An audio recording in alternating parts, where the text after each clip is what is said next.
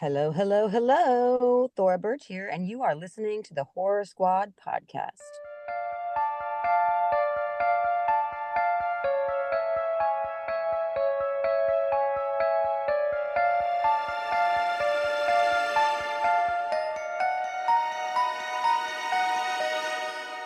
Hello, everyone, and welcome back to the Horror Squad podcast. This is episode number 376, where tonight we'll be talking about 2001's Donnie Darko.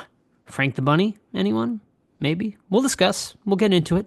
I'm here, of course, as always, with Steve and Todd. Steve, you've returned. How was your vacation? It was good. I got to go on the beach. I got to relax a lot, and I watched a shit ton of horror movies while I was there because every time I go to the US, I take advantage of that US feed to get movies that are not available here. So I just binged the shit out of it, and I had a great time. So, yeah. Excellent. And Todd, how you doing? Edited the podcast Yep. beautifully. I don't know. I didn't Thank you. listen to it, but I didn't Uh, hear any complaints. A Neither new did I. intro song. Neither did I. Steve, you listened to it. I did. Yeah, it was really great.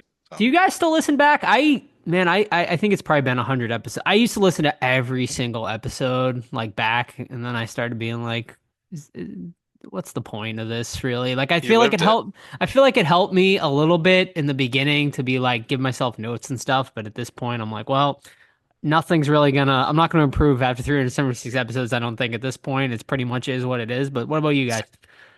No, I haven't listened to an episode in quite a while. Probably since I was editing them too, because you had to, take notes of where Yeah, stuff was wrong. But no, I haven't. No. I Steve mean, obviously he edits. I edit, so I have to listen to the episode. I do rarely listen to old episodes, if like for a purpose, usually. Mhm. Like I'll listen to especially like the top of the year list or decade list if I need to remember something, or sometimes like very rarely someone will talk about an old episode, and I'm like, oh, I wonder what happened in that episode. And yeah, I'll do that. Like not too long ago, I listened to the episode that was like right after COVID shutdowns hit, and Yep. it's the episode where we're talking about like Tiger King had just like blown up, and we're talking about like toilet paper, and it's just like such a time capsule. And that's what thing something that's interesting about the podcast is it's almost like a time capsule of our lives because we talk about what we're doing and where we're at that time and who's moving and who's like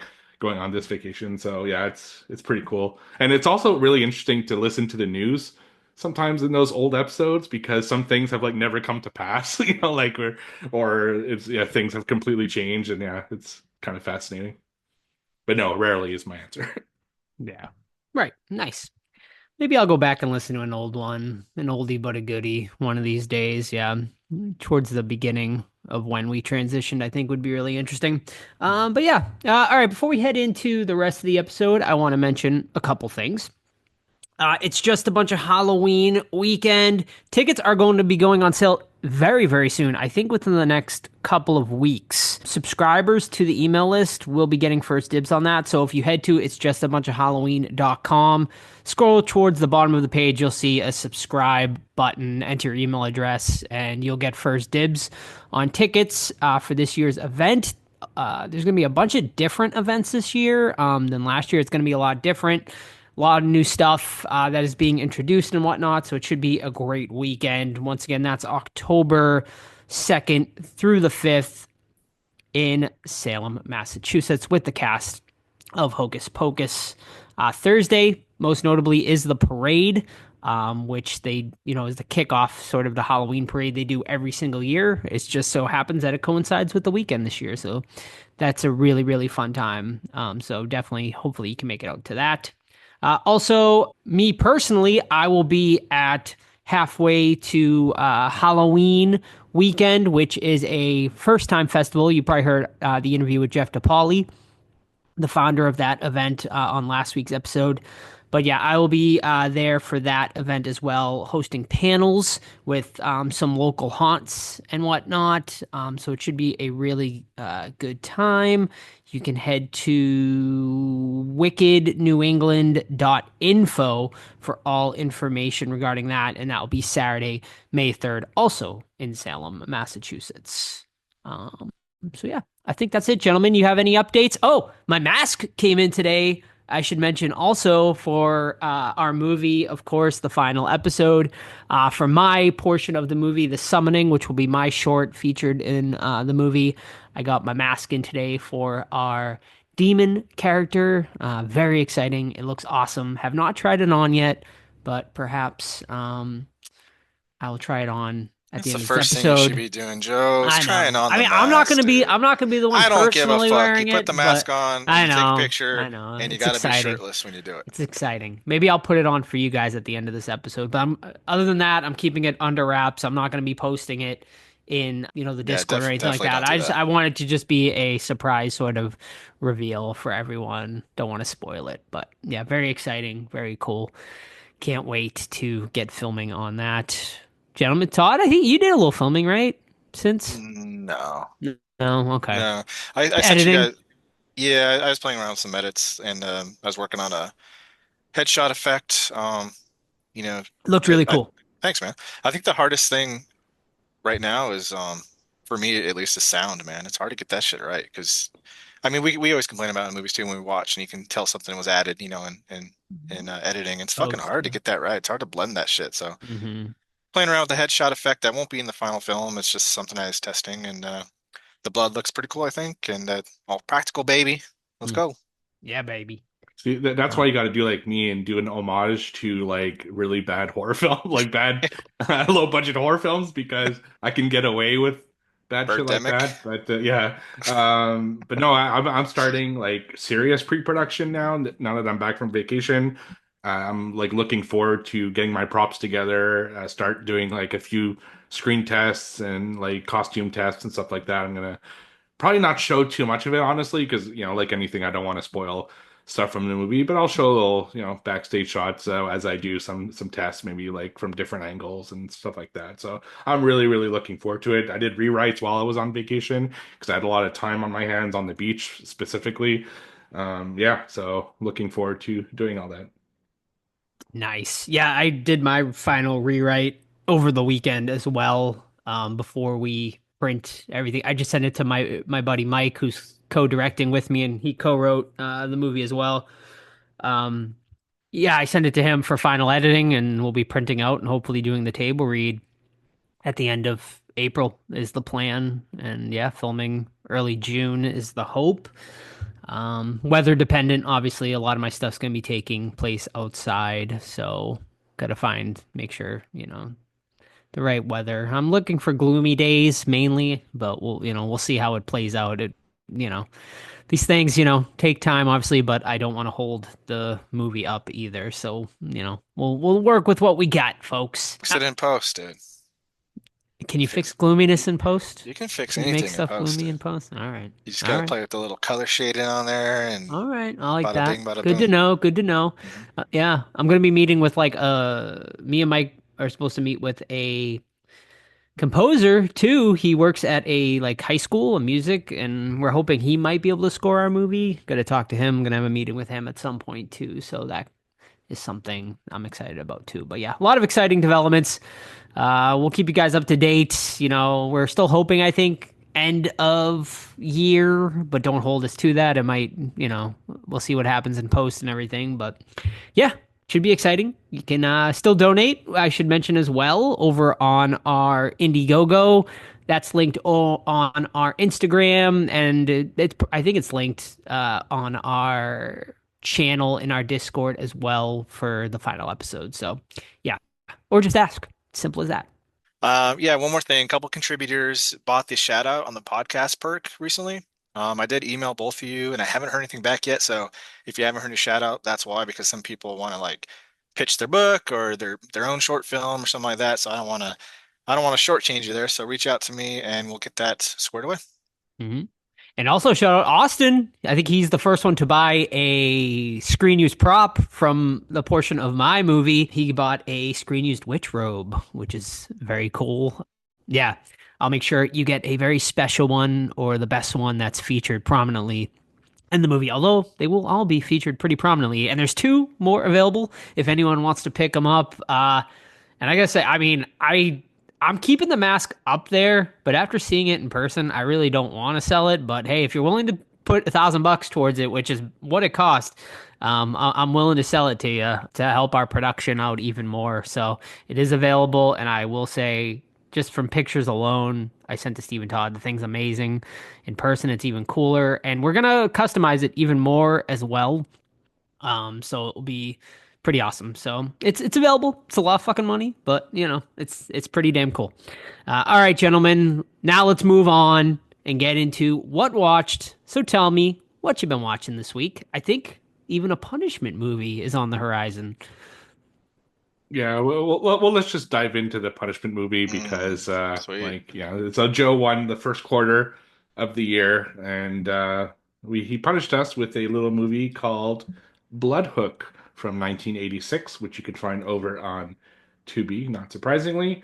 So, so Blood Hook, the story is basically, it's like there's this fishing contest, and these groups of teens go to this lake to enter the fishing contest, and they just kind of fuck around while they're there because it's a lake and they're young and then they want to just go crazy. But all of a sudden, people start disappearing and they're not really sure why. And it turns out that a giant fish hook is coming out of nowhere, snatching them and then pulling them away. And that leads into kind of the story of who is casting that hook and what is he doing with the bodies that he's collecting. So this is a first time watch for me personally. First of all, I'm gonna say I fucking love 80s cheese. So punishment, I don't think this was that of a punishment, considering there's just something about beaches or lakes, especially from the 80s, that really gives me nostalgia. There's two things that give me a lot of nostalgia: beaches and lakes from the 80s and movie theaters, which something we'll talk about during Donnie Darko. It just really takes me back to a time that is hard to capture today. And this movie taking place on a lake really did, had that nostalgia for me. It had goofy characters, some pretty cool music, some gnarly moments, surprisingly. And yeah, it just has that aesthetic that I love. Unfortunately, a lot of the kills are off screen, which really sucks, at least until like kind of the end of the film. And the biggest bummer of this film, it's 2 motherfucking hours long. It did not need to be 2 hours long. And there's of course some other issues, like the whole fishing tournament was such a weird element to this film that it's like people would catch fish and then the whole town would go every time someone caught a fish just to kind of get it weighed and then what left. And it was an odd movie. But, am I mad that I saw it? Honestly, no. I thought it was actually decent for a first time watch, not something I'd ever watch again. I personally gave it 2 stars out of 5 on Letterboxd. What about you, Todd? So speaking of the fishing tournament, there's a cheater amongst us guys in the fishing tournament. He puts frozen fish fillets inside his fish to try to cheat the system.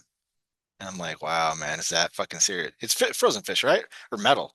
It's metal. That's Okay, actually a real thing that frozen fish happens. happened. Yeah, yeah, that's what I was thinking about. That happened like a year ago. It was like a big thing. Yeah, yeah, But it was anyway, a big controversy in like the yeah, South, you know? they're like, I'm gonna kill you, Yeah, Frank, yeah. whatever. Like, God, Yeah. yeah. But they're putting metal. But the real life guys are putting frozen fish fillets. Which I thought was fucking hilarious. But um, man, yeah, Steve hit it on the head, dude. This movie is 2 hours long, bro. And if you're getting killed by a fishing lure, fishing pole, you're a fucking moron. You deserve to die.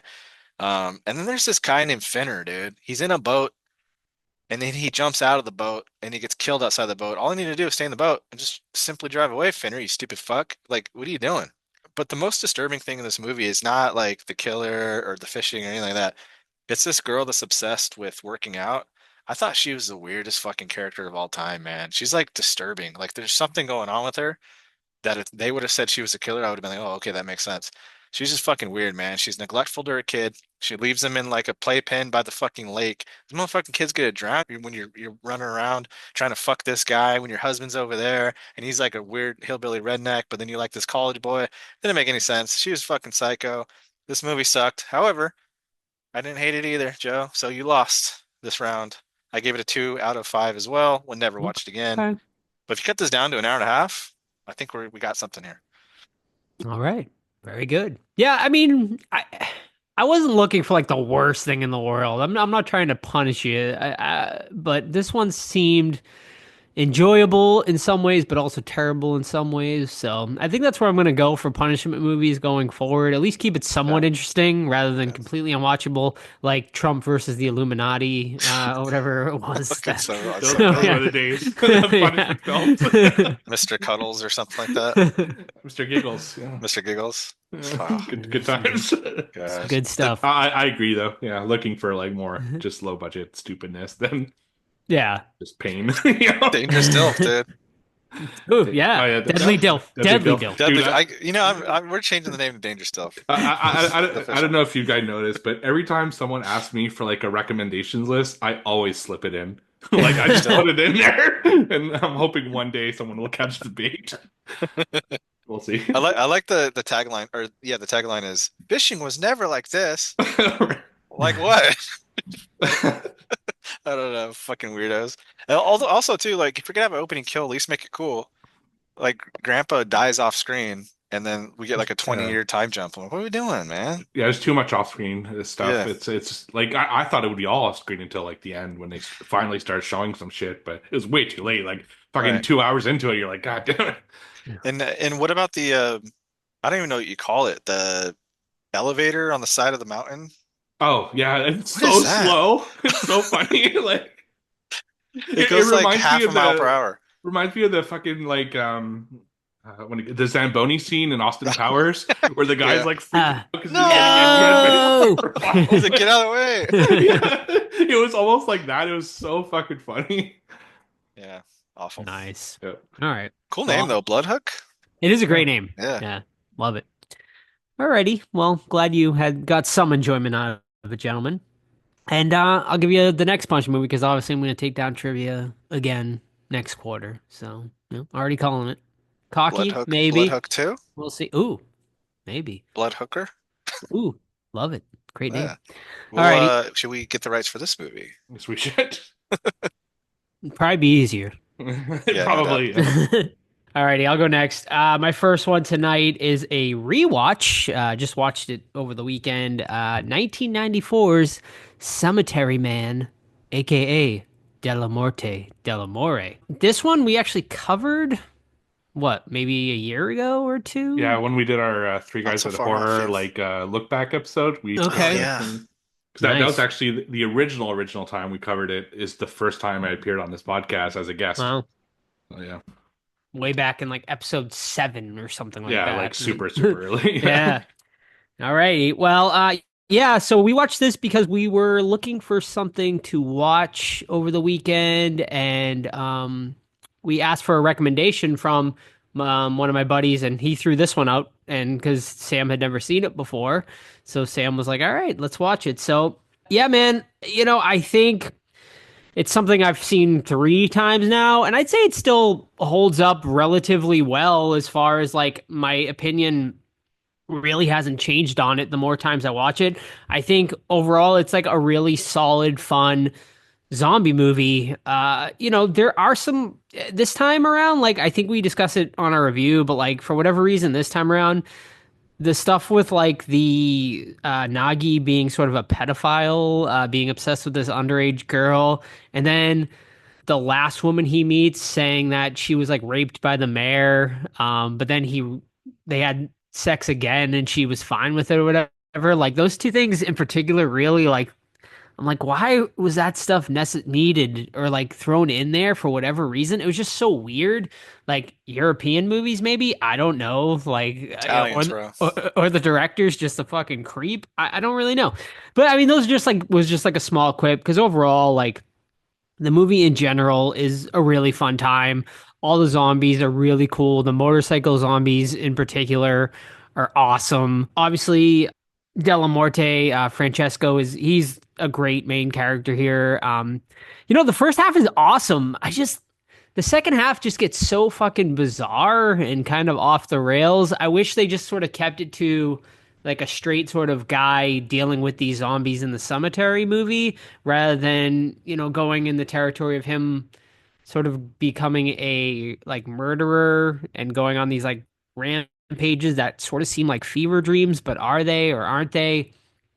But yeah, man, I mean, it definitely has like brain dead, dead alive vibes for sure. I think doesn't hit as well as that movie, but it definitely has that sort of tone going for it. Yeah, man. And then the ending is just so ambiguous and interesting. I like it personally, but this time around, I'm like, it leaves me confused for sure. I'm like, what does it mean? I'm sure I kind of want to go back and listen to what my interpretation was when we reviewed it because I don't even remember. Um, but yeah, man, it's a good movie. It's fun. It's solid. Great 90s cult classic. And that's Cemetery Man. You can watch it on Tubi. Pretty sure it's episode 303, which is the Okay. Three Guys in a Horror, like kind of throwback episode that we did. Nice. Yeah.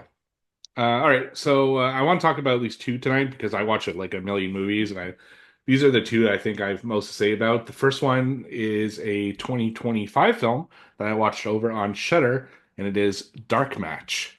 So Dark Match is about a group of indie wrestlers, and they're just doing their thing and having these like kind of living the indie life, going on the road, and there's a lot of like inner politics within the wrestlers, like they're fighting with each other. You have the two main wrestlers played by Aisha Issa and Stephen Ogg. Um, Stephen Ogg, most people I think would know from either The Walking Dead as Simon, or he was Trevor in Grand Theft Auto 5. So that's what he's mostly known for. Yeah, so they get invited to this wrestling tournament at this kind of like retreat area, like this camp full of people. And it turns out that it's a former wrestler who's played by Chris Jericho, who's like now this cult leader. And he's the one that's throwing kind of this wrestling match over there, or this wrestling event. And little did they know, each wrestling match has a different stipulation and they fight to the death. So it kind of becomes like a death match kind of thing. And it's like how the guys get out of it, and they try to escape this encampment, and they can't, and it's this whole thing. So I think this one was actually pretty decent. Had a lot of really cool kills, fun wrestling stuff if you're into like the kind of the inner workings of pro wrestling. Really compelling characters, and I loved the two leads, the Og and Issa. They just did a great job as their roles. On the other hand, the story was kind of messy. The ending was terrible, like really dumb. And I hate to say it, man, Chris Jericho sucks as an actor. He is just so fucking bad. I mean, he was bad in every movie that he's been in that I've seen. And, it's just, he should stick to wrestling and music because his performance is bad. He could not pull off like a religious leader in this at all. So this is one of those films that was fun to watch. I enjoyed watching it, but it's not like something that's I would remember or I'm gonna ever watch again. So I'd recommend it, especially if you're a wrestling fan. I think it's worth watching. So that's Dark Match, which I gave 3 out of 5 stars over on Shudder. You would think like actors, I mean, wrestlers would do pretty well with acting too, because like they Well, basically have to be actors. Like, obviously The Rock being the biggest well, sort of John thing. Cena's kind of And taking John it Cena too, as and well. Yeah, right. Dave Yeah. Batista and Roddy Batista. Piper, and Yes. there's a Stone lot of Cold great. tried. He didn't do well, I don't think, He's but okay. He's okay. Hulkster? Oh my God, Hulk Hogan with Come his on, fucking man. Hogan. the Yeah. Mr. Nanny. Cultural Mr. icon. Mom? Yeah. Or was Gremlins that the 2? Mr. Nanny? Yeah. Yeah. Yep. Based Santa on with Gremlins Muscles, 2. which I covered on my other podcast. Oh, It's really hit Gosh. and miss with wrestlers, I find. Like yeah. they're either great or absolutely fucking terrible. And Jericho definitely to me falls on the terrible side, unfortunately. But he's a big horror fan. He seems to be really being that this looks like it's gonna be his third career from what I can see. So who knows? Maybe he'll get better, but whew, Yep. See if he's available. He was on my floor at Monster Mania, and I Oh. saw him. He was in like Oh, the really? suite. Yeah, he was in like the suite, and I saw him a few times, but Nice. yeah, Is he a tall guy? not really. It's like No. normal, like 6 Yeah, foot. I'd say like normal 5'10" height. to He's 6 not foot, like yeah. a gargantuan or anything, that's for sure. Yeah. Yeah, Mankind was like super small. Yeah. He's like, He's normal like, guy. But anyway, it's like, yeah. anyway, we're gonna get off on a tangent like we were expecting. After watching Fly, man, I wanted to watch Fly 2 from '89, directed by Chris Wallace, and this one's on the Scream Factory Blu-ray set that I have. It doesn't look like it's streaming anywhere, but not 100% sure on that. But it stars Eric Stoltz, and he is the son of Seth Brundle and his tryst that he had with Gina Davis, who is not in this movie, but her character dies right at the beginning, giving birth to this child, we'll call it. And Bartok Industries from the first one is like the evil science corporation in this one, and they're raising Eric Stoltz's character as like basically like any kind of test child would be in like a clinical environment, and they're testing him and his abilities, and he's super smart, of course, and they're like, is he gonna get fucking fly powers? And I'm like, I don't fucking know, dude. Let's not tell him shit. They tell him shit, of course. And then he falls in love with this girl. He bangs her. Uh-oh. Will that come back to bite us? I don't know. We'll see. And then he starts figuring out the truth. He finds like VHS tapes of Jeff Goldblum talking about his experiments and all that shit. And then he gets sole ownership of Seth Brundle's teleportation devices because the Bartek Industries can't figure it out, and they hope his son can because he's smart too. Man, I fucking love this movie, man. It was really good. The practical effects are fucking on point. There's a lot of sick, gross gore once again. Is it's not quite Fly, level, but they do a damn good job trying to do it. And it's got a lot of heart in there too, man. He has to deal with animal experimentation when there's some really hard scenes in it. And then there's a huge payoff towards the end, which I wouldn't want to spoil for someone that wants to watch the movie, but it's well worth it. So yeah, I like the acting in it, I like the characters, I like the direction, and I think it's a worthy follow-up. And we got our boy, what's his name? Stannis from the first one. Remember we were talking about his name being fucking weird? The dickhead guy? Stathis. Oh, Stathis. Stathis? Yeah, he's back, baby. Hmm. He's got a peg leg and he's missing an arm. Did you say Jean is not back though? She's not. Okay. She's played by someone else and Someone dies else. in childbirth at the beginning. Okay. Um, Spoilers. well, fuck it, from 1990 something.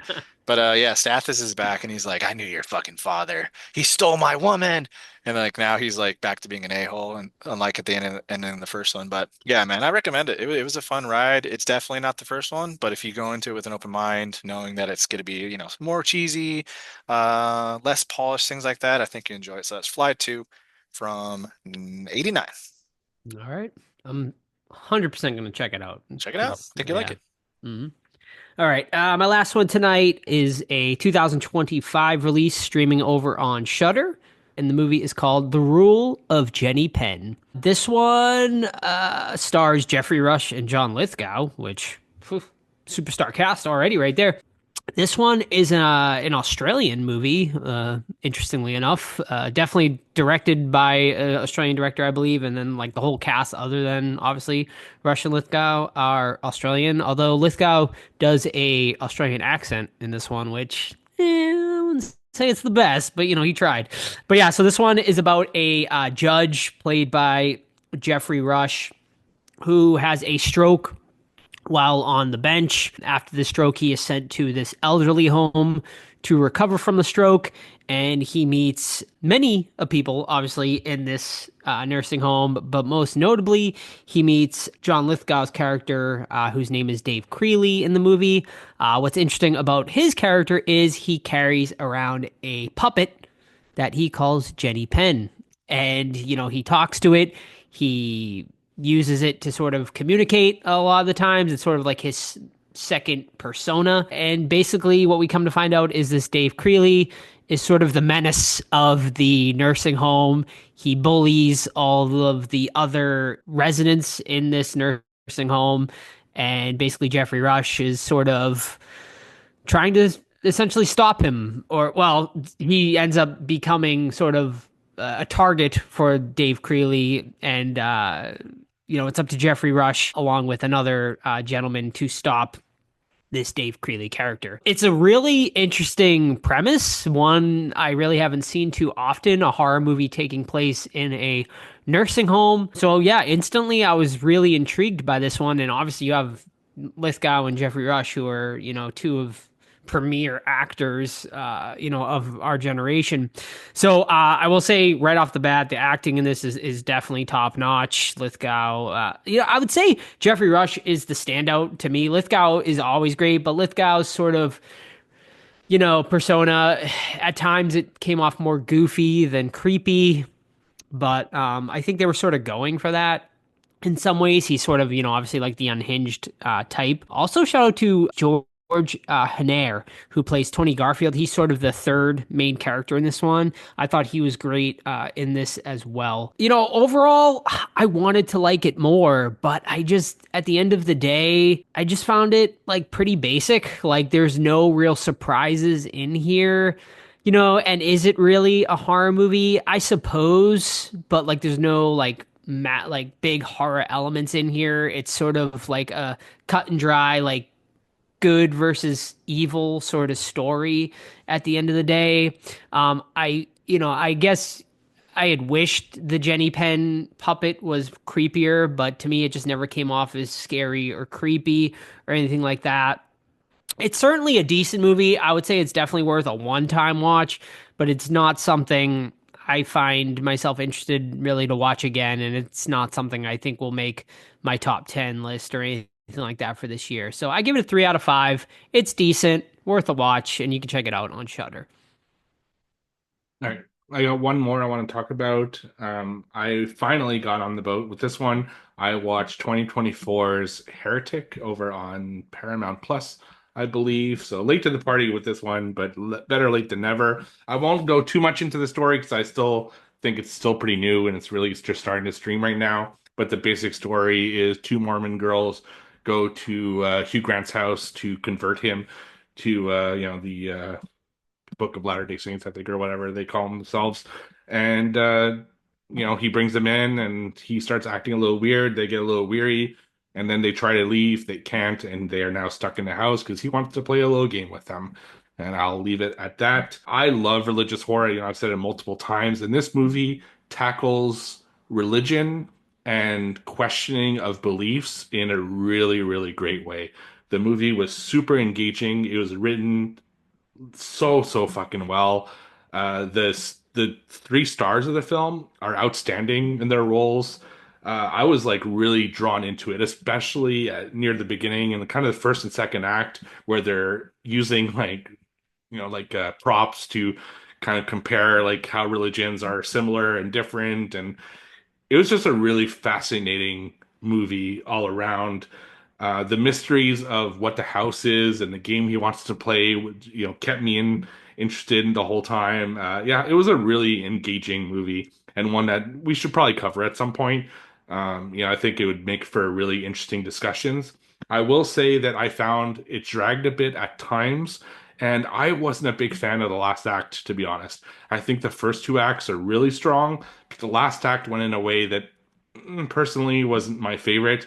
So I gave it 4 out of 5 stars. Still something that people need to check out. So it is Heretic that I watched over on Paramount Plus. Would it have made your top 10 had you watched it It would have made my year? top three probably. Top three, wow. It would not have Nice. beat The Substance for me, Hmm. but I'd put it 2 or 3. I'd have to look at my Nice. list. But yeah, I really really enjoyed it. Good It movie, was man. it was great. Yeah, Yeah, it's very good. performances, goddamn, like Mhm. all Oh, three of them. Yeah.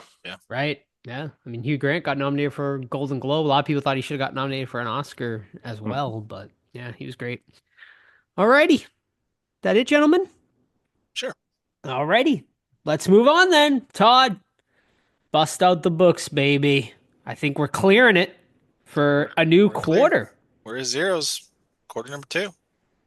Any man's game. Alrighty. I'll start us off then. Why Oh, not? I'll okay. I'll Oof. give you the theme this week. Oh, he's Funny. coming at us. Body horror Body Okay. is horror. my theme for this Okay. week. Let's start off with an easy one. Okay. I think easy, but we'll find it. We'll see. We'll see how your memories are. What is the name of the facility in The Thing? It's I don't remember. No, Like it's- Antarctic Research Center. it's Outpost something. Yes. Outpost. It's in my trivia book. Can I do a Control F real quick? It's Outpost. Yeah, I'd have to You're look on. at the book. You're right there. I You're know close. it's Outpost I'll something. give. I'll give you guys even a bigger. I'll give you a hint. It's a number. I know that, motherfucker. Yeah. Outpost 1. Outpost 1982. Outpost 237. No. They made there's actually a game Mondo made as well. That you get. It's a board game Board game, that you yeah. can pick up Nice. too. Yeah. There's a video game too. It's coming out Nice. now. Mhm. But the correct answer is Outpost 31. 31. Oh yeah, that's right. It's a reference to Halloween. Shoot. Mhm. Darn it. Hmm. All right, I just started watching this movie and it's amazing. So I'm like, let me do a little trivia thing from here. So I'm going to tell you the line, doing my best impersonation of the character. You have to give me the movie and the character's name. Ready? Yes. Get ready. Here it comes. He's got lifeless eyes, black eyes like a doll's eyes. Oh. Halloween Loomis. Incorrect. I was like, You're like, that'd be too I obvious, see where I you're think. going with it, though. I shot him 6 times. I thought That's maybe that's my Loomis. Rob Zombie's Halloween Loomis. For sure. Nah, Anyway, I can't. Well, he's got like a little English accent going in that one. I don't think I can do. can you say it again? He's got lifeless eyes, black eyes, like a doll's eyes. All That's the right. character, All too? right. Yeah, I need the character and the movie. He's got lifeless eyes, black eyes, like a doll's eyes. Hmm. Oh, Interesting. okay. I thought this would be a no-brainer. Really? It's it's probably one of the highest rated movies of all time. Wow. Out of Horror movies? across probably all normal movies. Wow. Yeah. But it's all I'm honestly gonna one movie. go. Which one? Which? Okay. I know which movie. I'm just trying to think which character. Do you know which movie it I is, think Steve? so. Yes. Halloween. No, not Halloween. That's why I said. Not Well, you said Loomis. Loomis Halloween. I was thinking maybe it was a different I shot character. him 6 times. I'm gonna You shot go him with. 6 times. Did you guys know that? Yes. Yes. That one I knew. Oh, All right, fuck. come All on. right. What you got? I got another guess. Go ahead. I mean. Okay, take it. Psycho. Incorrect. Steve. Okay. Well, he can't guess again. Can I say the movie at No, least, and then you I'll. can say the movie, sure. Jaws. Yes. Who am I gonna go with? Oh, You get one guess. I know. You get 3 characters. You got a 33.33333% chance. It's if not like I that's have a fucking that's the right room math. dedicated to that fucking movie. You gotta. I know you gotta look at your bathroom and then Yeah, can I come back and you can go take a shit real quick. Come on, I know dig I'm deep. You got 3 seconds. 3, 2. Hopper. Ah, so close. It's Quint. Damn it. Man. He's explaining to the fucking shark about sharks and stuff. Yeah. Quint, man, damn. I had a feeling it was one of the two. So It's got life. Hopper, how would I do Richard Dreyfuss's accent? Ooh, You're telling me there's a shark and this is a boating accident? that's pretty good. Should I do his outburst at the con lines Yeah. for the audience? No, maybe not do that. yeah. All right. So all my trivia this week come to us from Zomboy, Ooh, which, Zomboy. by the way, happy birthday. It's his birthday this week. Oh, Happy birthday, buddy. So the first one, the house and barn set where Sally Hardesty lives, used in the 2022 Texas Chainsaw Massacre, was also used in what 2019 action film? oh. Oh, good question. 2019, that was filmed in Budapest, right? It was filmed somewhere. I don't know if it Somewhere. was Budapest. Romania, It was, maybe? it was definitely somewhere weird, yeah, like Let's that. see, 2019 action film. I don't even remember how that movie ended. Oh yeah, there was like a smart car and Yeah, like the she Tesla was drove driving away around. and beheaded her. It's pretty. Yeah. I just remember Um, the party bus scene, which was awesome. One more move and you're canceled, bro. I mean that line sucked, but Well, I mean, it made kills sense were for this. awesome. Yeah. Right. Did 2019 Sally action. survive that one? I can't remember. Or No, did they kill her? They kill her killed right at the right? end, Yeah. or they imply that she's gonna die, like as the car's driving away. I don't remember something like that. Yeah. I've been meaning to rewatch that one. But 2019 action film. Help us out, Steve. Is this like a big time? Like It's a Mission big time Impossible style? franchise. Yeah, Big time it's a big time franchise. Mission Impossible. No. He's a bitch. Big time action franchise. What's the name of that fucking Denzel Washington as that one The guy? Equalizer? Yes. No. Ah, you bitch. John Wick. No. Ooh, that was a good guess. Yeah. Last guess, I Todd. don't know. I have no idea. So the answer was Rambo: Last Blood. Oh, Oh, okay. nice. Okay. They was that his house or I think so. I think that's the house he like walks to or like protects or whatever. he has like a tunnel system and stuff? Yeah. Movie's weird. Nice. Alrighty.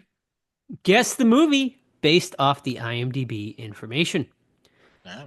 This movie was released in the year 2006 with an R rating, clocking in at 1 hour 35 minutes. Categorized as body horror, zombie horror, Mm. Zombie comedy, horror, sci-fi, and alien invasion. Huh. Jesus.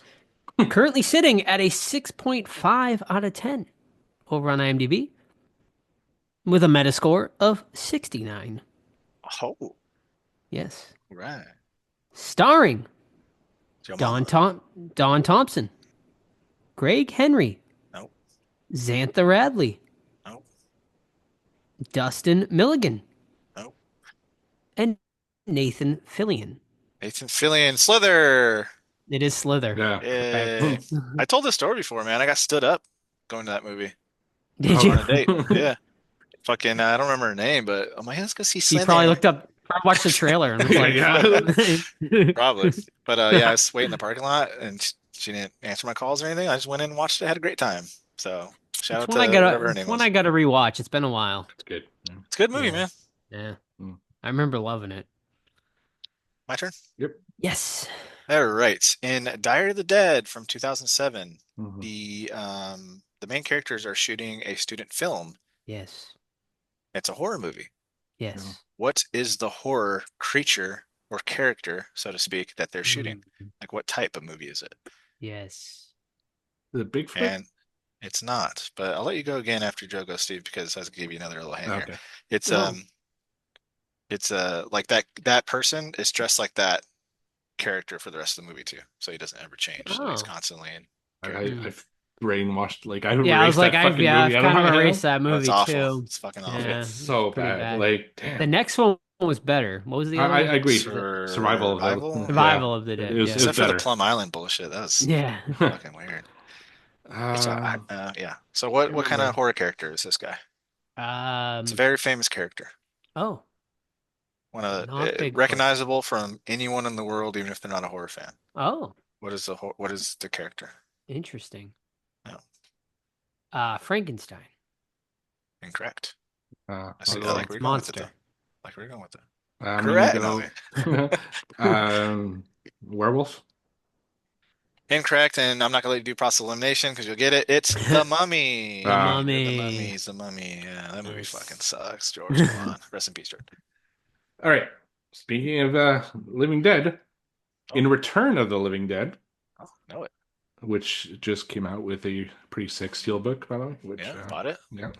Out in June. Pre-order it. What does Bert tell Ernie is in the movie Garbage Bags? Rabid weasels, bro. Rabid Correct. weasels. Exactly. Come on. I love that movie. Nice. And then he's like, you can't do that. It's against the law. All right. Back to Joe. All right, back to me. 3 letterbox reviews. Can you guess the movie? Try. Number 1. Fantastic cast and incredibly gross and awesome body horror and practical effects. This was weird as shit in the best way possible.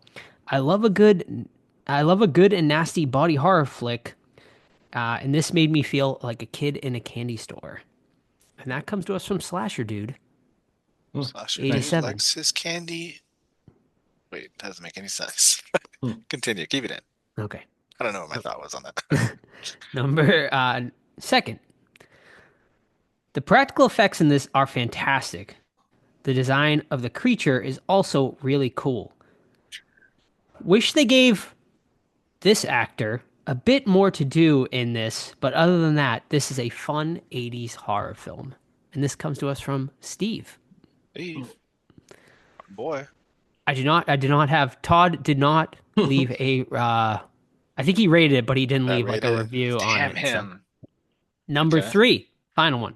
80s creature. Horny and disgusting, like From great Beyond? 80s. It is From Beyond. Oh, Yeah. very nice. I thought of it after my review. It was oh my god, I'm like really blanking today. It's fucking from Dawn of the Dead. Ken Foree Yes, that Ken I wish I had Foree. more. Yeah. Yes, correct. Oh, nice. Mm-hmm. All right, let's go with in Don't Breathe from 2016. Turkey baster. Well, you fucking Was contender. was that really the question? Yes. Was that the idea? Yeah, fucking douche. Ah, Well, you get it. line reader. Nice. I'll take Oh, I love it. That's funny. All right, final one from Zomboy. Sorry, Steve. That's fine. I mean, that's you know, yeah. It's I probably almost one of said the it, but only. I'm like, this It's is too probably easy. one I'm of not the gonna only ask it. fucking answers I would have known too from that movie. I'm a rapist. That was part 2. That was yeah, you're right. I'm a Yeah. rapist. What popular scream queen helped Uh, with prosthetics and makeup effects in The Cabin in the Woods? ooh, good Sigourney question. Weaver.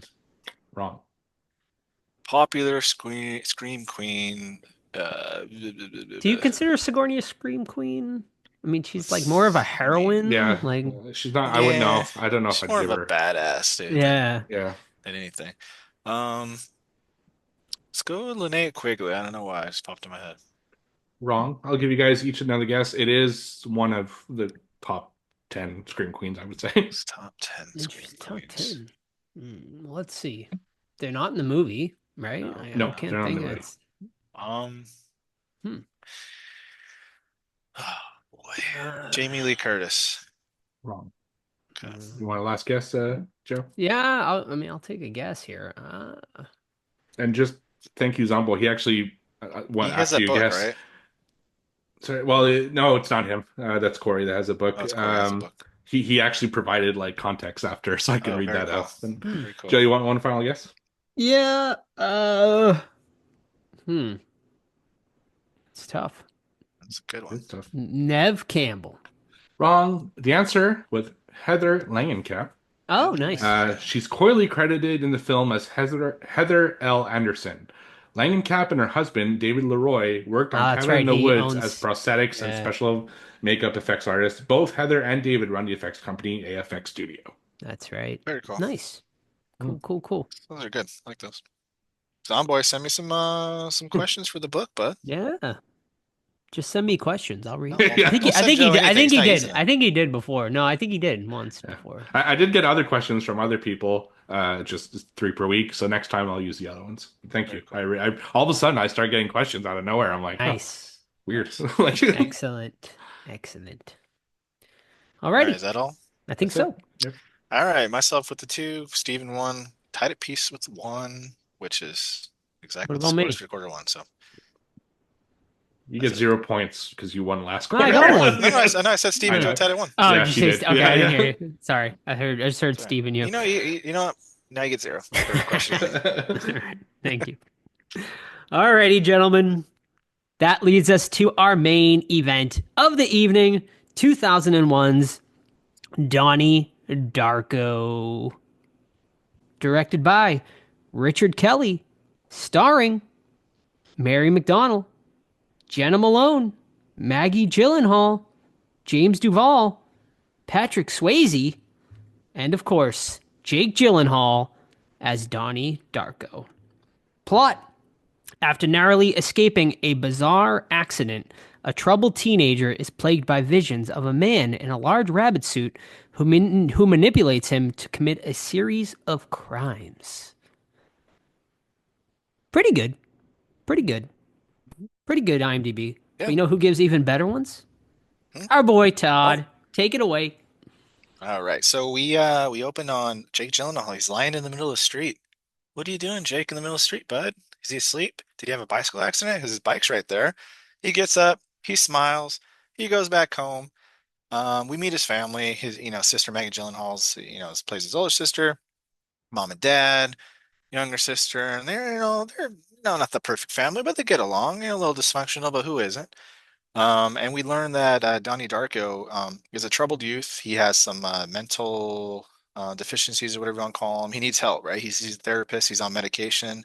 Is he taking his medication? I hope so, Donnie, but it's implied that he isn't sometimes. He goes to this private school. They're all wearing, fancy uniforms and that stuff like that.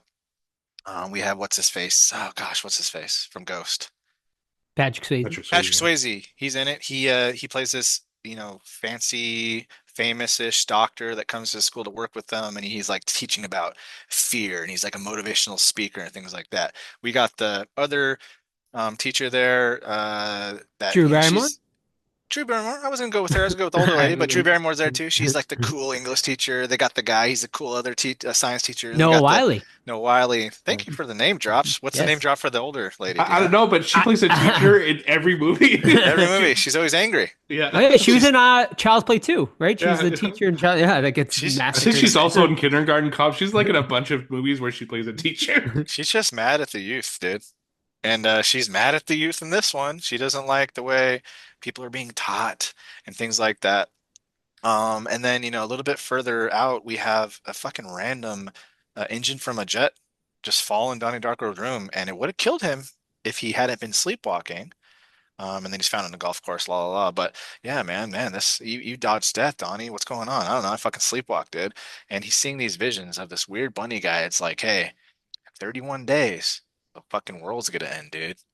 And he's like, what the fuck? Am I tripping? I'm gonna go talk to my shrink about it. He meets this girl that moves in. They start dating. He has buddies. They hang out. And now we follow Donnie. Honestly, you can talk about this plot forever and you still might be still confused. So we just follow Donnie as he goes through life and he has these visions and he meets people and he's trying to deal with his mental health issues and just being a fucking teen, man, which is fucking hard. So hats off to the kid. This is the first time in a long time. This maybe my third or fourth time watching it, but the first time in over 10 years, so it's, relatively fresh.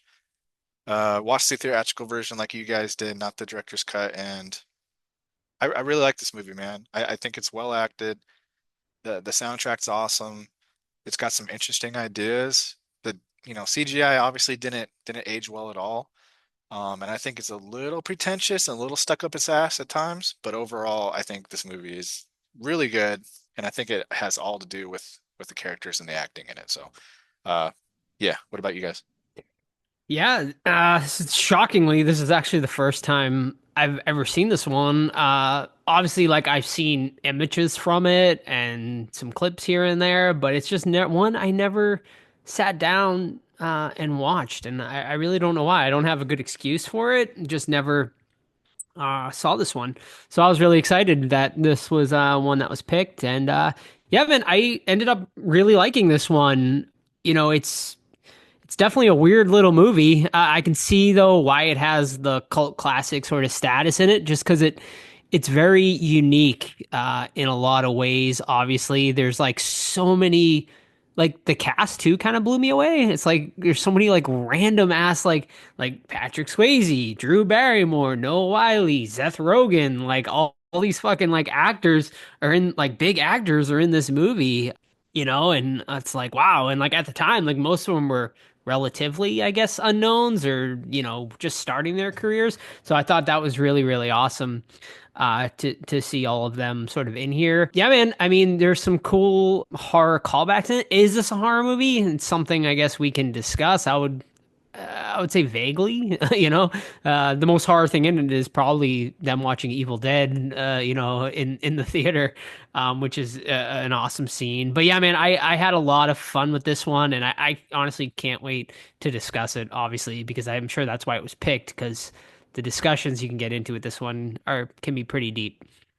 Yeah, I'll actually get into why it was picked. So, we have a really active Discord, and a long time ago, there was someone brought up Donnie Darko for whatever reason, and a bunch of people jumped in like, "Oh shit, I would really like you guys to review it." I'm like, "Sure, I'll just put it on the schedule."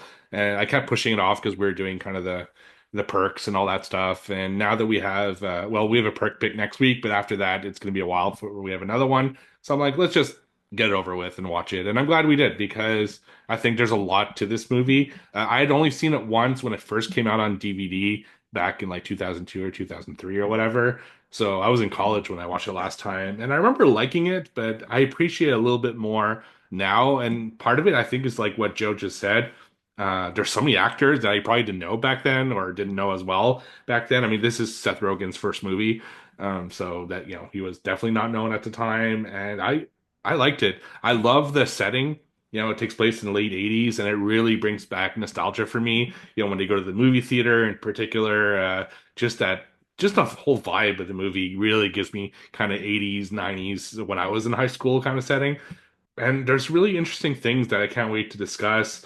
Some of the like references are really funny. Like they have a lot of talk about Dukakis, which is like political talk, which I don't think anyone now would probably know, like, over the age of 30, 30, under the age of 30, 35, whatever, even know who that is. But it's funny. It's such a capsule of like a specific time. So yeah, I enjoyed it, and I can't wait to discuss it because there's a lot to say here. Get it going, man. Kick it Yeah. off. What you got? Okay. Yeah. Well, let's start right away. So, the movie starts, and the bunny leads him to the golf course, and he wakes up and everything like that. So, I'm just curious, like, what was your first impression when you're watching this movie? Like, like right away, we're kind of introduced to the bunny, and that this kid obviously has some issues. So, did you think it would be more of a kind of serial killer movie? Did it, like, especially Joe, who was watching it for the first time? I'll defer to Joe because it's hard to answer Sure. that question knowing Yeah. knowing the backstory. Yeah, no, I never thought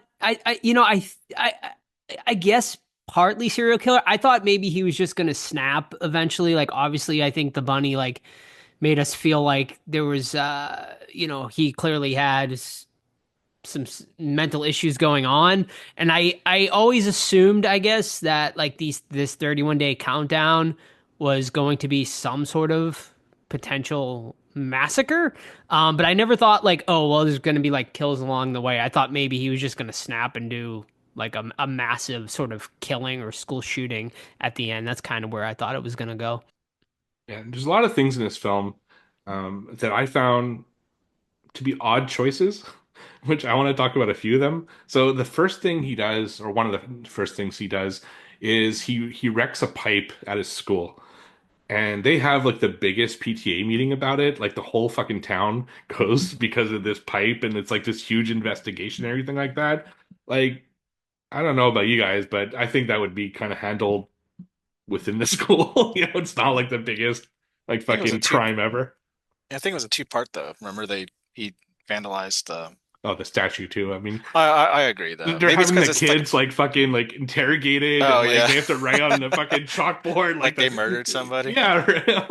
Um, I think maybe because it's a private school, it's a little bit more serious. But yeah, I didn't even think about that since until you said it. But I buy it. he flooded the school. I buy it, man. Yeah. I think like you flooded the school, you vandalized stuff. Like I could totally see like this Yeah. being a big issue. So it didn't, I felt like it was pretty realistic. I feel like in school, like they made us like write something before, like where something sort of Dang, happened. what happened to your But I school, can't dude? remember. I think You're there gonna was like, die tonight. from what I remember, I think there was like a bomb threat, Oh, like or something, and someone wrote something on like the boys' bathroom, so they kind of like made us all oh, write something down. So like I feel like that is something that definitely was it you? happens. It was not me. Who was it? No, it was. They ended up finding the kid. Like he just wanted to get out of a What test was his or name? whatever. I don't remember. What was his address? It was an underclassman. I remember that. Like, Um, how do you feel about the scene where I mean, obviously there's a lot of philosophical stuff in here, and we're in Drew Barrymore's class, and the new girl comes in, and Drew Barrymore's like, pick, wherever you want to sit by who the cutest boy in the class right. is, like pick him. Like, I don't know, I don't think that really flies today. That was my Was next that? one. I'm like, that I was was such was a that weird way. real? Yeah, I Well, debated what whether is that real? was That's a whole. right. Well, that is a Okay, whole nother discussion. But I got yeah, my like theory ready. I instantly was like, okay, this is some sort of fever dream or like Mm. not realistic because obviously a teacher is not going to say that. So I But think she's it was cool, sort of dude. She's I hip, dude. I She's think young. I think it was She's sort of in hot. It's Donnie's Drew I think it Barrymore. was sort of in Donnie's head, but I Think mean if so? it I was, it mean, was highly inappropriate. I almost want to go to the ending theory, man, of this movie so we can discuss more in depth because I think a lot of it has to do with what actually happened. I'll do it. Yeah, I mean, we might as Okay. well. It's such a big part of, I guess, the movie after you've S- seen the end, right? So so my take on it, and this might be obvious, it might not, I don't know, but this is my take, is that nothing in this movie happened except for the beginning and then when he dies. Everything else is what would have happened in his life, right? So basically this is Donnie's life. If he lives, he gets to, have sex for the first time. He gets to crack the case of the evil doctor played by fucking, I forget his name again, rest in Patrick peace. Swayze. Patrick Swayze, he was a fucking pedophile child porn ring leader, and he gets to crack the case and he gets arrested for it. He, gets to win the girl, stuff like that. But at the cost of the world ends. And I take that as at face value that the world ends if he lives, and it's a paradox, right? Because if the mom doesn't go back in time or doesn't go on that flight, which happens out of real time, then this never would have happened. But the plane leaves during one of his what could happen scenarios, right? So let me backtrack a little bit.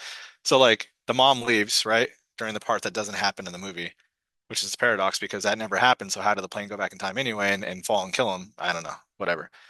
But so I think that he does die, but God or whoever gives him a chance to see what would happen if he lived. And this is what happens. However, you need to make the choice, Donnie, and you either live or you die. If you live, nothing, the world ends. If you die, then people get to live their lives. Your girlfriend never dies. Your mom and your family, they get to live on without knowing that they, had a part in killing you, things like that. So I think nothing happens in this movie but the beginning and the end. So do you think a plane did crash through and kill them? Yeah, Or yeah, I think that okay. happened. Yeah. Yeah, man, there's so many different ways you can really interpret this movie. I think there's two ways you can look at it, right? Like one is everything happened, right? And I mean, the movie gets very deep into, his, I think, and it lays down to like his discussion with that science teacher about wormholes and sort of like Interstellar. Like think about like it's sort of like where like, did like he travel through like sort of time and stuff like that and uh but how did he travel through time? Like, how was he able to do this sort of time travel stuff? So that's one way you can look at it is that, like, there's all these sort of, like you said, paradoxes and like legit time travel going on, and differing universes, which is why, like, this plane crash happened in different sequences throughout. So it's like him going through all these sort of different things. But to me, I mean, I don't think anything really personally happened in this movie. To me, I think it was all sort of in his head. And I think it's just mainly metaphors about like a deeply disturbed young man who ends up killing himself in the end.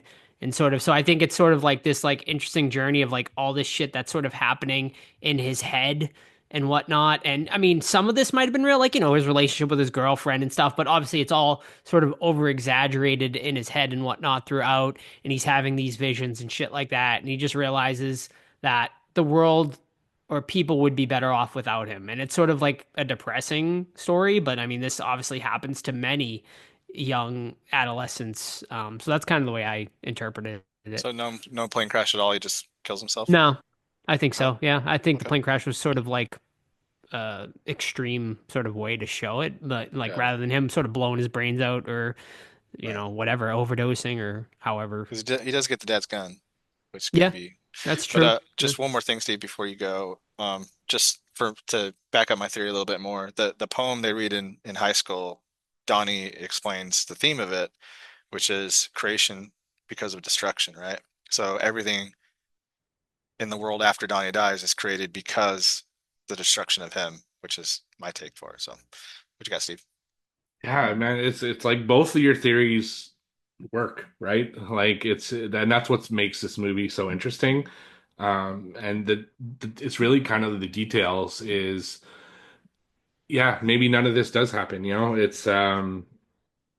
it's just which version of Donnie, is it the suicidal Donnie or is it the he was gonna die anyway Donnie? It's a weird way to like the whole like time travel thing and how that old lady wrote that book about like wormholes and everything like that. It's such a like weird way to present both of those concepts.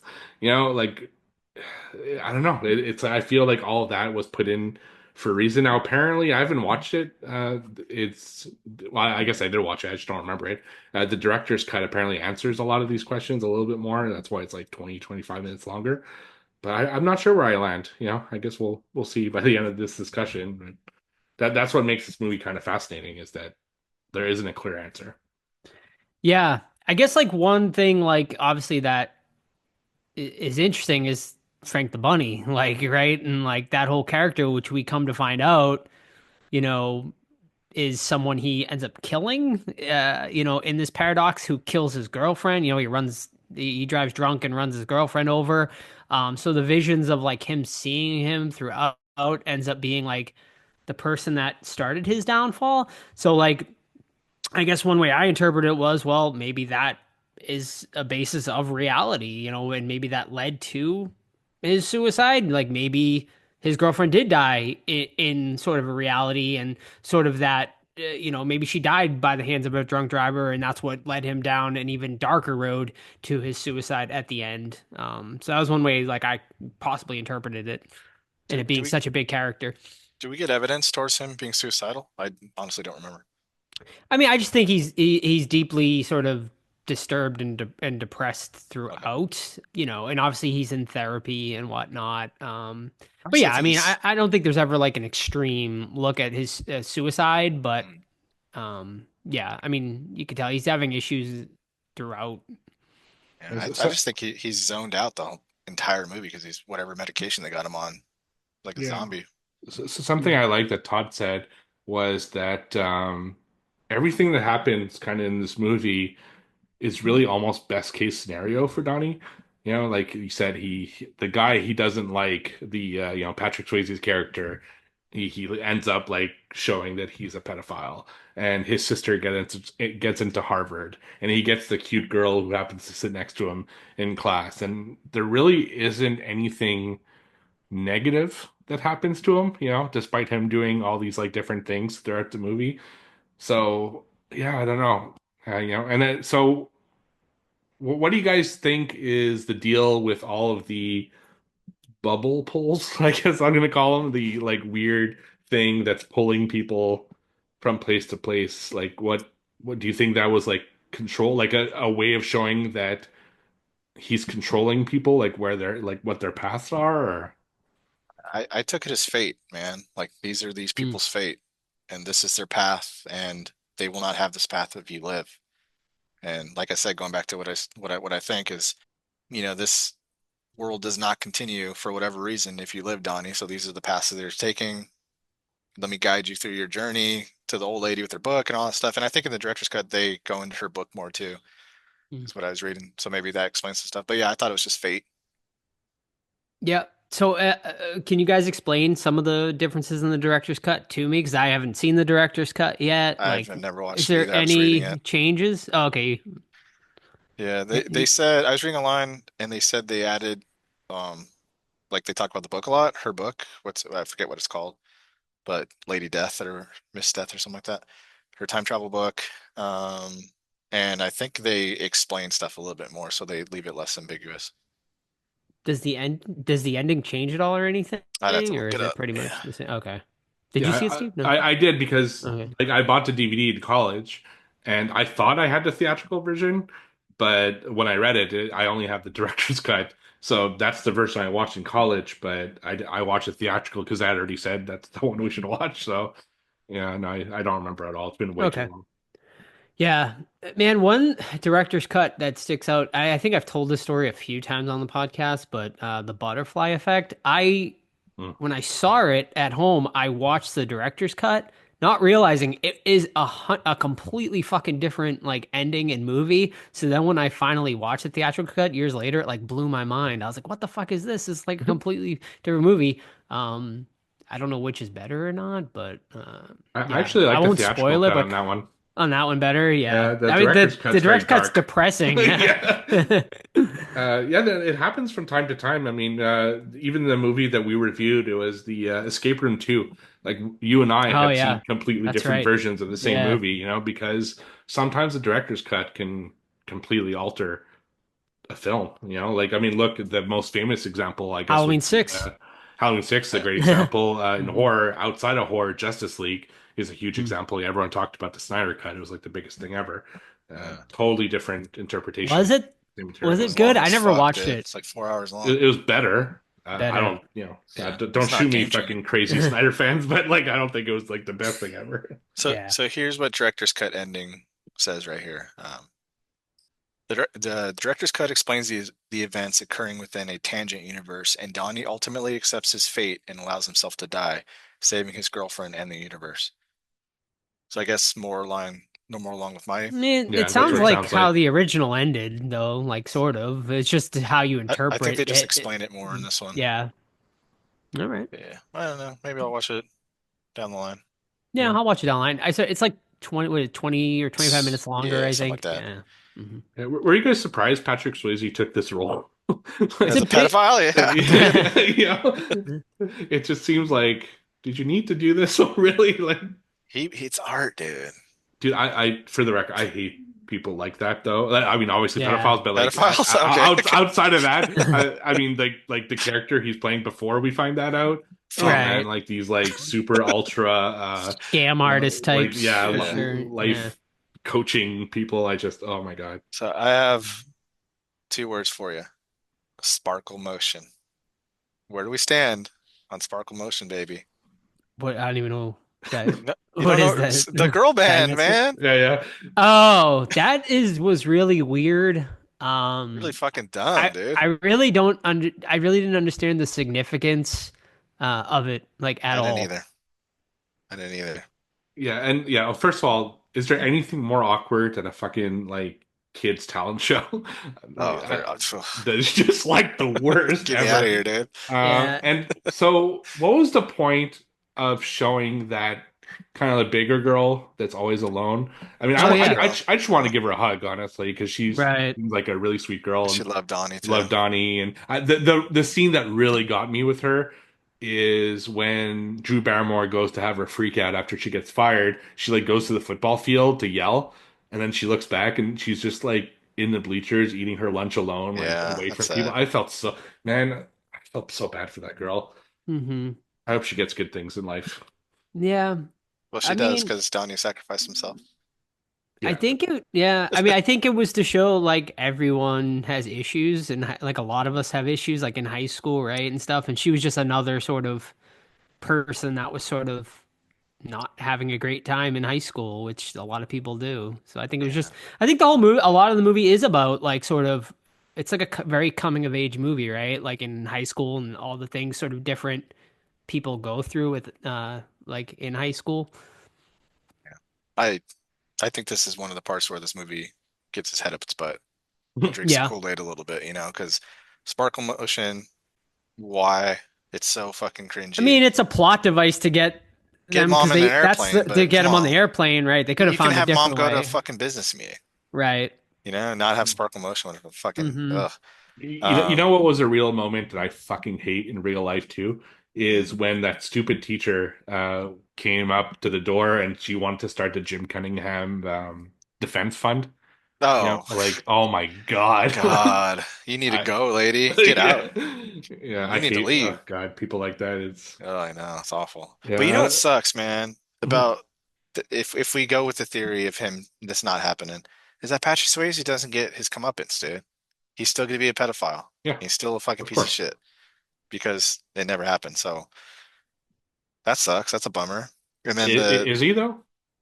is he a pet? Well, We don't know. okay, let's Because like if it's A lot, everything yeah, a lot of this is in like Donnie's head, right? right, it's like I Maybe. think he wanted to like shame him in the worst possible way in his Hmm. head, and that's the way that he came up with is I'm gonna burn Yeah, his like house he, down, which is gonna like expose his like mhm. dungeon with all the Right. Like he's always like in this whole movie, Donnie's like you guys said is always sort of the savior. Like he's saving the day. Like everything is like um on his comeuppance, really. So it's like sort of like this, like what is reality and what's not. Like it's yeah, even in a smaller level too, like he defends the Chinese girl too to the bullies at the bus stop. right. he does, yeah. And then is he the one that sees that she wrote I Love Donnie on her book? Yeah, Or is that someone because else? Okay. he goes up to her and she like drops her book and like Mm. runs away because he gave her attention, and that's when you Oh, see that's right. yeah the And book. she's at the talent show too, man. Yeah, oh Like she God, putting yeah. herself out there, And and then then these she's stupid crying sparkle outside, motion and come. Yeah. Hmm. Ugh, hate him. Um, that's a good point, man. I was kind of interpreting that like, a divine being or whatever was allowing Donnie to see what would happen, but it's not going to happen. But I guess that makes sense too if it's his wants and desires, even though he has to die, and he gets to be the hero, like you guys said. That makes sense. Yeah, no, my only thing, like issue, I guess, with the theory is why is the bunny not him with the like shot out eye? You know, if that were gonna be the case, because then it's just like a random kid in the city that he see, because we actually see him drive by at the beginning, like before all this happens in his red Trans Am.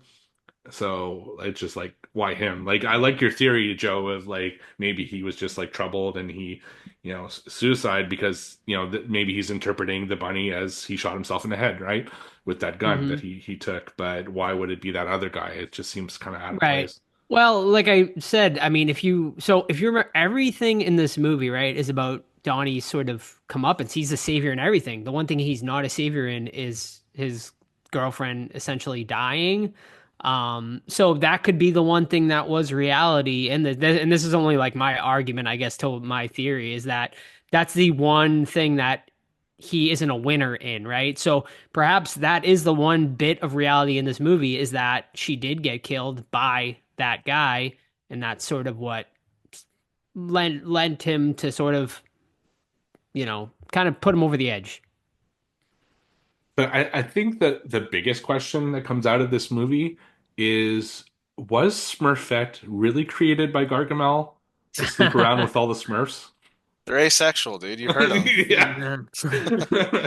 That was such a weird conversation, but But that also You don't have very weird. real. I've had very Yeah, weird that's what I'm saying. conversations like It that felt too. like the Yeah. most real conversation in this movie because my friends and I would Teenage have boys, the yeah. exact same fucking type of conversations Definitely. all the time, you know?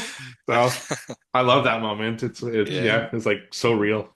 It reminds me of like Wayne's World, where like Garth is like, "Did you ever get turned on when Bugs Yeah, Bunny yeah. would dress up like a lady bunny?" Yeah. Oh, well, I don't think there's. Well, I'm sure there's a right answer. The director's answer, but Um, Yeah, but sometimes even the director is like, I like it. figured out. Yeah, yeah, Yeah. I like it right. ambiguous. So I kind of don't want concrete answers, man. I yeah, like it works the well when interpret yourself answer. yeah, and when you Yeah. can see it multiple ways, it makes it even Mhm. better. It's like Yeah, there's layers to it. Yeah, you know, I mean, you could even throw out like aliens too. Like, are aliens assisting Donnie, like in I these don't know about that. wormholes and stuff? I mean, hey, you can get in some weird shit, man, You when you get can, into yeah. space and stuff. Oh, hold on. We didn't talk about Seth Rogen's amazing line of "I like your boobs." yeah. Which is actually his first ever on-screen That's hilarious. dialogue. So that's I like your very boobs. fucking yeah. Dude, I I was hate that bully though. He needs to get knocked out. Ah, no shit. Yeah, I Yeah, wish. like fuck that Why guy. didn't they get their comeuppance? Yeah, knock him out, Donnie. Let's go, dude. Yeah, like they don't in the whole movie. They No, just kind of go away. Mhm. Yeah, it's they're the true. ones who should have gotten shot at the end there. Yeah. Yeah, it should And have. They should have been. Yeah, because they're in the. Yeah, I agree. Like when we had the reveal who Frank is, like who the fuck? I don't care. yeah, like like okay, it's a dude from Independence Day, but like who? Yeah, Like who are you? you know, is he the dude that says you don't want to die a virgin, do you? Yeah, that's right. yeah, I actually yeah, have his autograph from Donnie Darko. Oh, that's funny. Yeah, Frank the Bunny.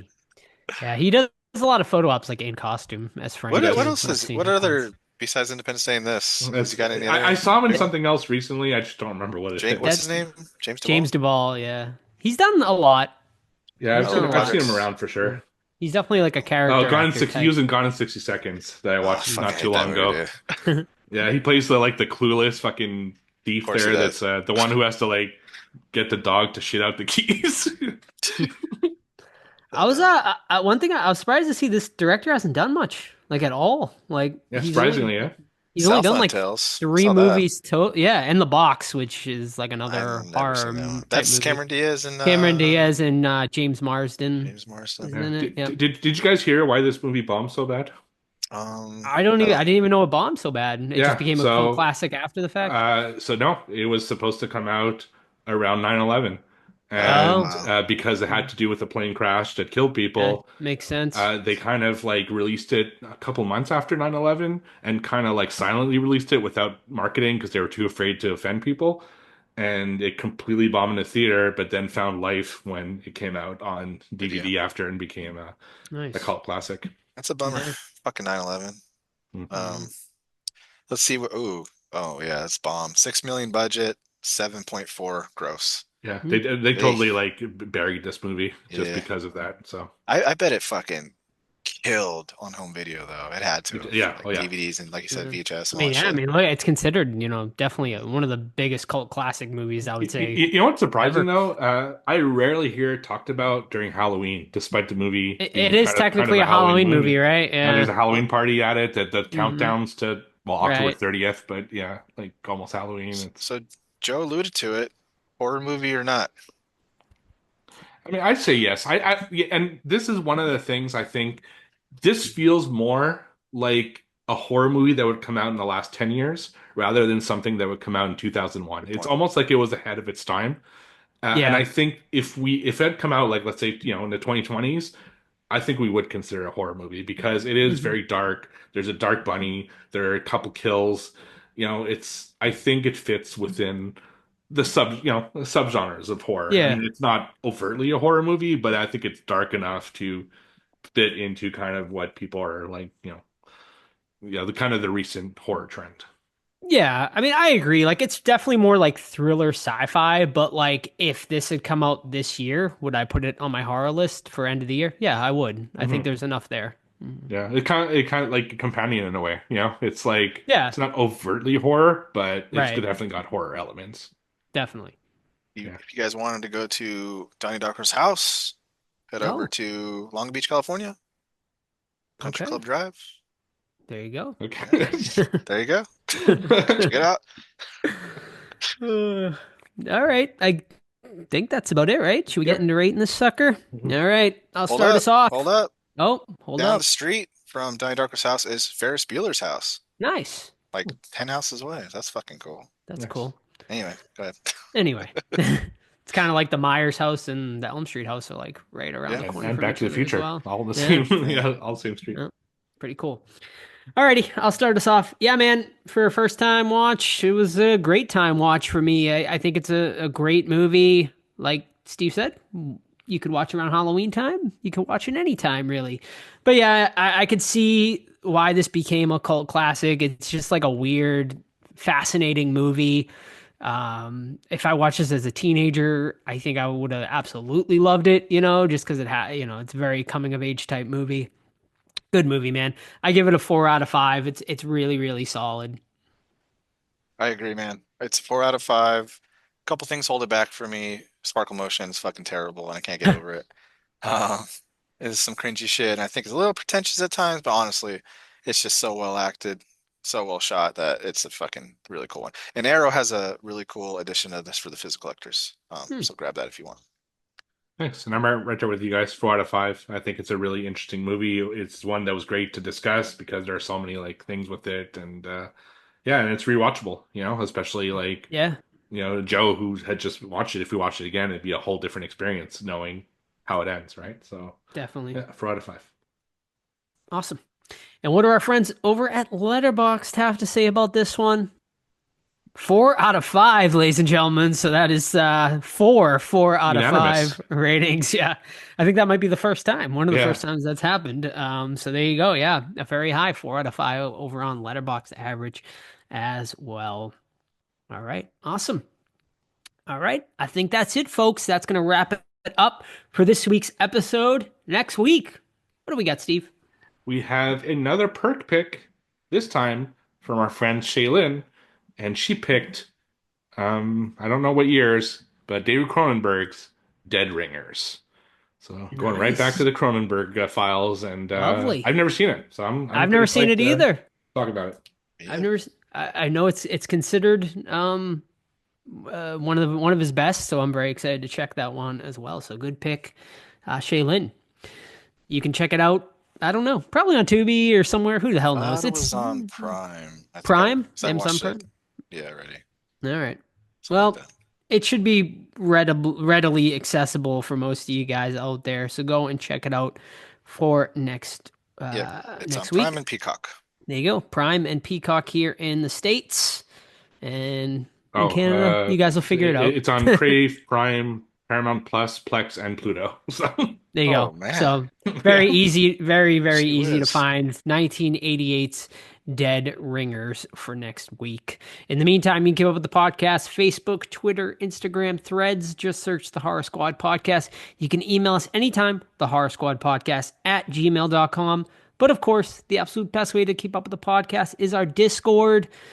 Amazing times to be had over there. A million channels to sift through. Tons of discussions going on, including a movie club every single month over there, Steve, which is coming up very soon, correct? It's coming out the day this episode releases. We are going to watch Four MILFs versus Zombies. Nice. And I'd also like to add that we started a VR group in Discord where people can, like, once in a while, we'll host VR sessions and play with the people from the Discord. Actually, it'll be too late by the time this comes out, but we're starting our first mini golf game on Wednesday, and I'm going to try to do these more often than once a month.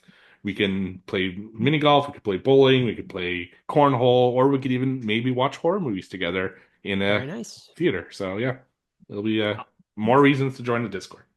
Awesome. Yeah. I think we're actually planning a VR like watch along for one of our reviews coming up sometime in the near future. So yeah, just keep an eye on our Discord. It's linked over on our Instagram, or you can send us an email or a DM and we'll get you a link to join our Discord. Totally and completely free to join. It's amazing. Don't miss it. Also, if you haven't, leave us a 5-star review on your favorite podcast app, or you can buy merch, tpublic.com, the Horror Squad podcast. Also, don't forget important dates. May 3rd in Salem, Massachusetts, I will be hosting panels for the Halfway to Halloween Festival, Wicked New England's Halfway to Halloween Festival. So come and join us for that. Sam is also going to be Halloween Happy. Will also be vending that along with a lot of great vendors.